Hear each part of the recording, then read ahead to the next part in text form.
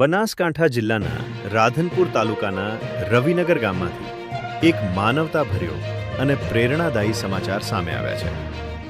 અહીં ગામની વિધવા માતા બહેનોને સહાયરૂપ બનવા માટે વોટર જગનું વિતરણ કરવામાં આવ્યું છે.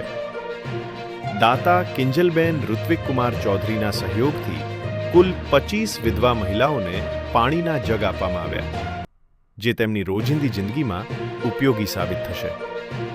માત્ર એટલું જ નહીં, પરંતુ શૈલેષભાઈ ઠાકોર દ્વારા જન્મદિવસ નિમિત્તે પક્ષીઓ માટે પાણીના કુંડા અને માળાનું પણ વિતરણ કરવામાં આવ્યું, જે જીવદયા અને પર્યાવરણ પ્રત્યેની સંવેદનશીલતાનું ઉત્તમ ઉદાહરણ છે. આ કાર્યક્રમમાં અનેક આગેવાનો અને સેવાભાવી લોકોએ હાજરી આપી